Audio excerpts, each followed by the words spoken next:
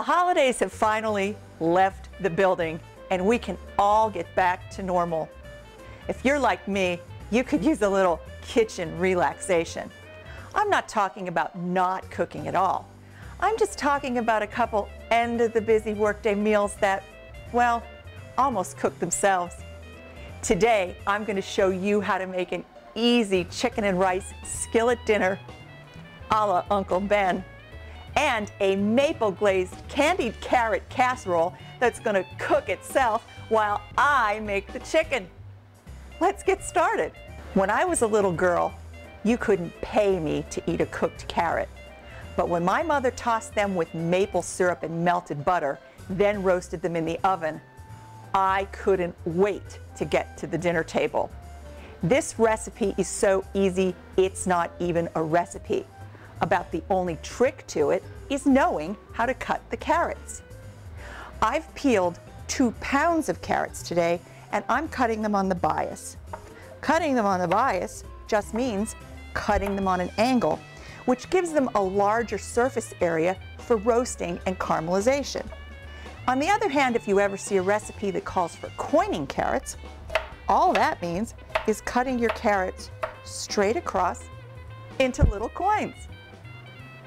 All of my carrots are cut on the bias, and I'm just going to simply season them with some white pepper and salt, about a teaspoon of each.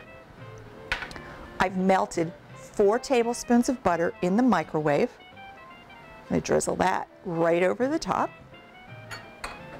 and 4 tablespoons of the best maple syrup you can find. This is pure Vermont maple syrup. 1, 2, 3, 4. Quarter of a cup. Just going to toss these ingredients around till the carrots are evenly coated, but they're going to get tossed a lot during the cooking process, every 15 minutes for about an hour to an hour and a half. So if they're not completely coated at the beginning, you haven't done anything bad. I've sprayed a 1.5 quart casserole with some No Sticks cooking spray. I'm just going to add all of my carrots to the casserole. I'm just going to pop these in a 375-degree oven for an hour to an hour and a half, and while they roast, I'm going to make my chicken.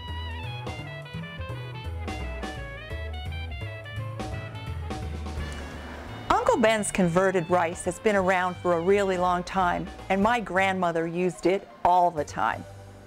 Uncle Ben's rice mixes, however, weren't introduced until the 1970s.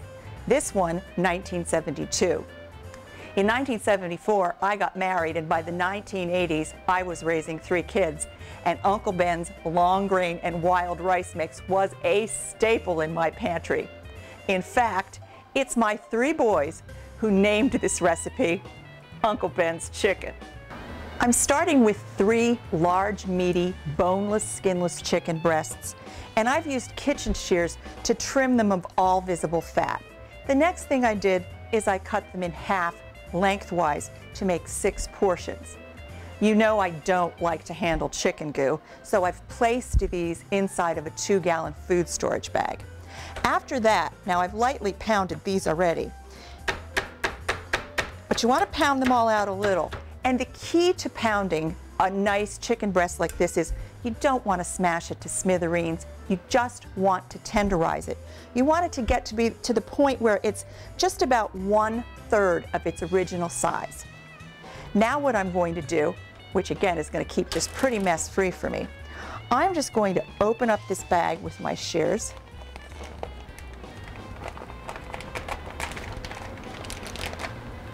I'm not even going to have much of a cutting board to clean up.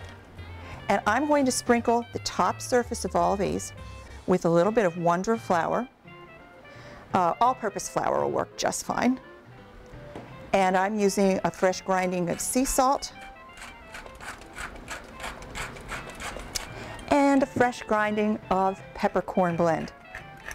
Regular salt and pepper will work just fine.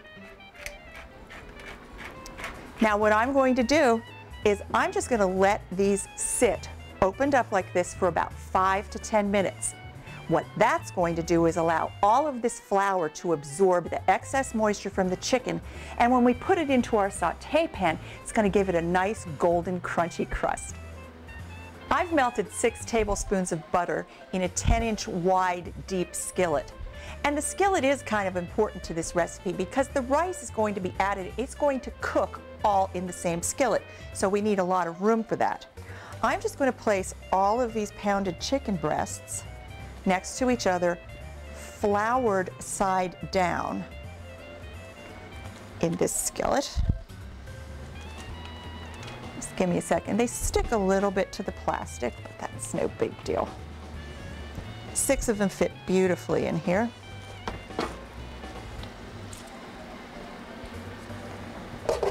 Wipe my hands off just a little bit here. I hate chicken goo. Okay, once I get these positioned exactly where I want them, I'm just going to give the new top side a little bit more flour. No more salt and pepper though, because the seasoning packets in the rice contain salt, and if you add salt, you're just going to over-season. It's going to be over-salted. I'm going to adjust my heat a little higher here, and I'm going to saute these chicken breasts just until they're golden brown on both sides, about 8 to 10 minutes per side.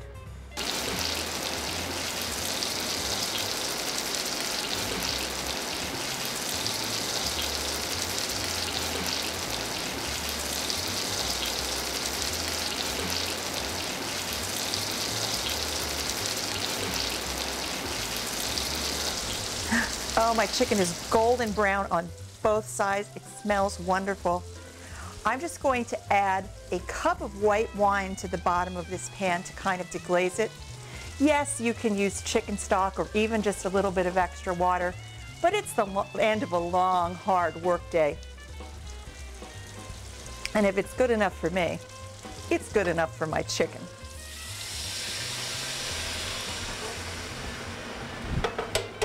Just going to let my wine cook for about 10 or 15 seconds. Now I'm going to add my rice. And this is 2 6-ounce boxes of Uncle Ben's long grain and wild rice mix. I'm going to add 2 4.5-ounce jars of pre-sliced mushrooms, undrained, all of their juices.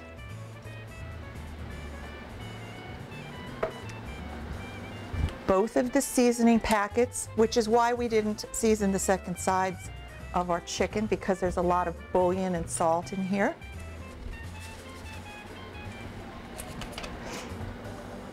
Two cups of water. This is room temperature water. I don't add cold water. I'm going to adjust this heat to a simmer. Do nothing, cover the pot, and come back in 22 to 25 minutes and dinner is cooked.